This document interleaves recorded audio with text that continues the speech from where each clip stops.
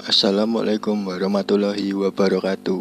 Salam sejahtera bagi kita semua. Semoga diberikan kesehatan selalu bagi kita semua. Perkenalkan, saya Saryanto dari Prodi Ilmu Hukum Universitas Slamet Riyadi Surakarta, semester 4.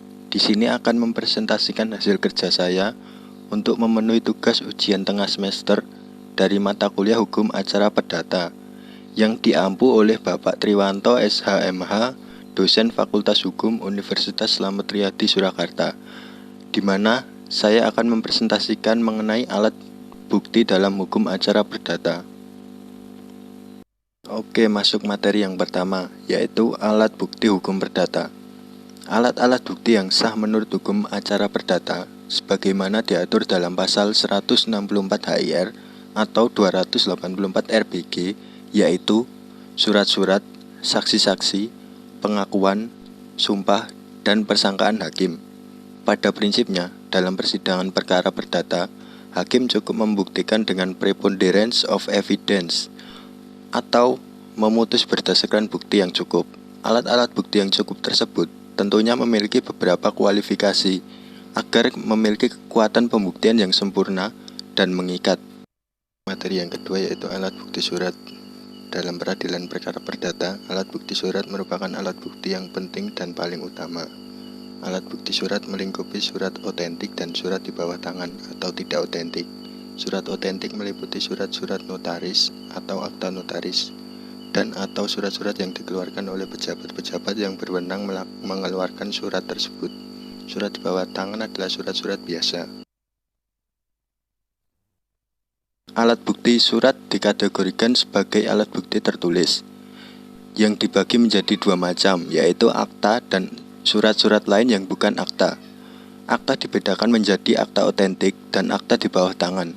Fungsi akta secara formil atau formalitas kausa merupakan pengakuan yuridis atau perbuatan hukum serta sebagai alat bukti atau probationis causa adalah untuk pembuktian di kemudian hari sebagai alat bukti.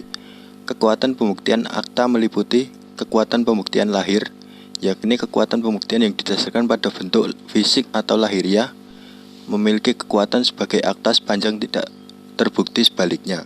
Bagi yang menyangkal, harus dapat membuktikan sebaliknya. Kekuatan pembuktian formil menyangkut benar tidaknya pernyataan oleh orang yang bertanda tangan di dalam akta tersebut.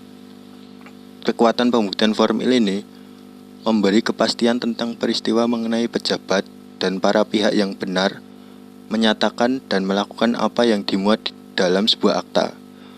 Kekuatan pembuktian material memberikan kepastian tentang peristiwa mengenai pejabat atau para pihak menyatakan dan melakukan seperti yang dimuat dalam akta sehingga memberikan kepastian tentang materi suatu akta. Kekuatan pembuktian materialnya diserahkan kepada pertimbangan hakim. Apabila hakim menerima akta tersebut maka tidak perlu bukti tambahan lagi. Materi yang ketiga yaitu mengenai alat bukti saksi. Saksi adalah seorang yang melihat, mengalami atau mendengar sendiri kejadian atau peristiwa hukum yang diperkarakan. Dalam peradilan perdata dikenal istilah unus testis nullus testis atau pasal 1905 KUH Perdata, pasal 169 HIR. Seorang saksi saja tidak tanpa bukti lain tidak dapat dipercaya, sehingga minimal saksi yang diajukan dua orang saksi. Adapun saksi yang tidak dapat diajukan atau didengar keterangannya di persidangan adalah keluarga saudara dan keluarga semanda dari salah satu pihak menurut garis lurus, suami atau istri salah satu pihak meskipun telah bercerai, anak-anak yang belum cakap hukum. Keterangan saksi-saksi harus mempunyai korelasi atau hubungan antara keterangan satu dengan yang lainnya. Jangan sampai masing-masing berdiri sendiri, tidak saling menguatkan peristiwa yang diterangkan, dan harus dihindari keterangan saksi yang saling bertolak belakang atau saling bantah-bantahan.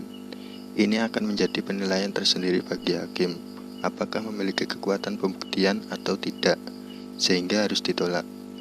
Hakim mempunyai kewenangan untuk itu, oleh karenanya harus adanya mungkin menghadirkan saksi-saksi yang keterangannya kuat dan saling berkorelasi.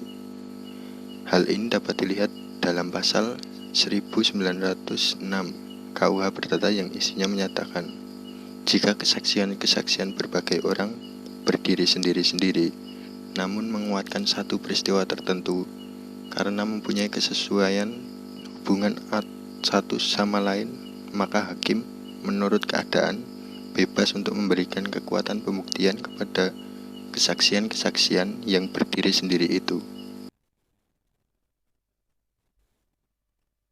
Materi yang keempat yaitu mengenai alat bukti persangkaan.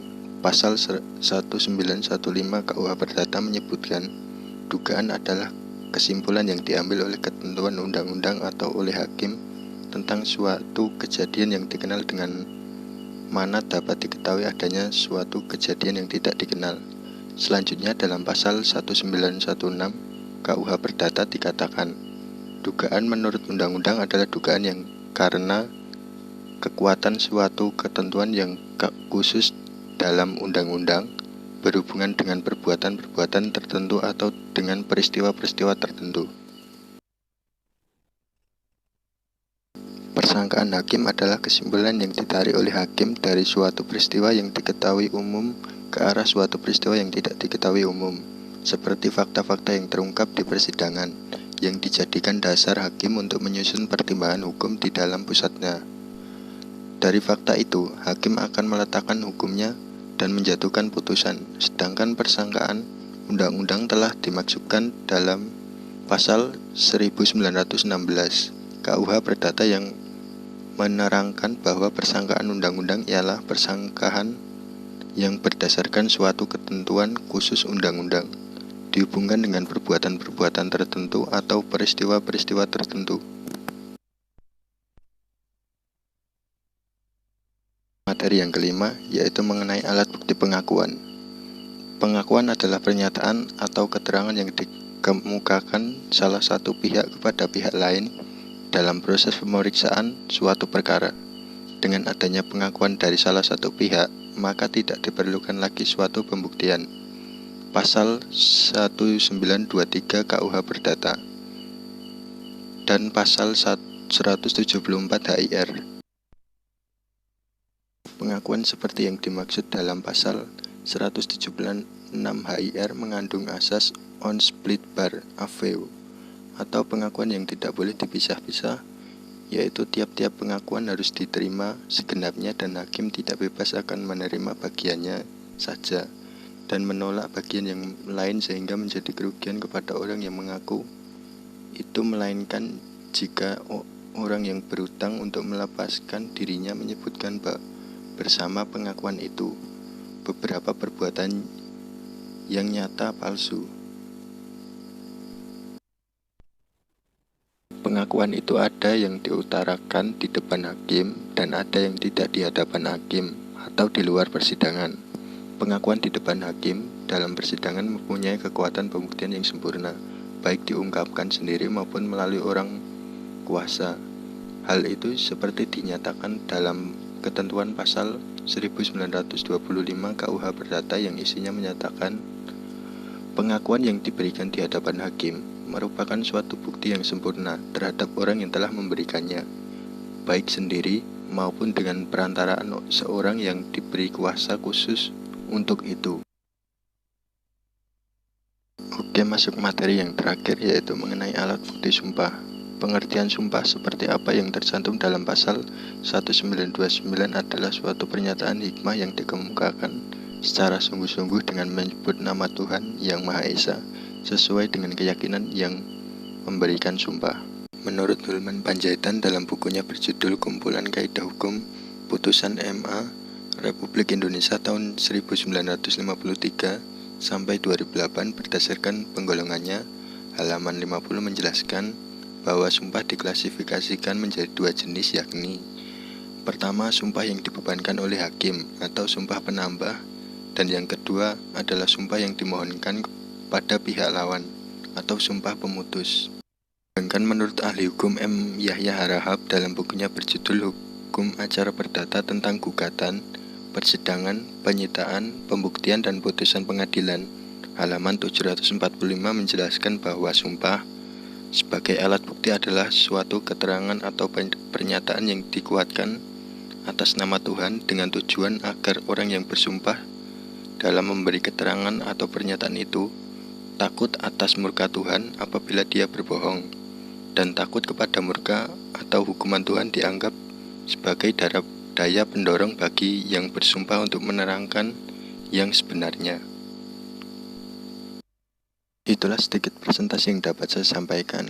Kurang lebihnya mohon maaf. Semoga apa yang saya sampaikan sesuai dengan apa yang diharapkan oleh Bapak Triwanto SHMH dan sesuai dengan apa yang saudara-saudara harapkan. Apabila ada salah-salah dalam saya menjelaskan atau dalam berbicara, mohon dimaafkan, dan juga apabila materi yang saya sampaikan kurang, mohon dimaafkan juga. Terima kasih, sekian dari saya. Wassalamualaikum warahmatullahi wabarakatuh.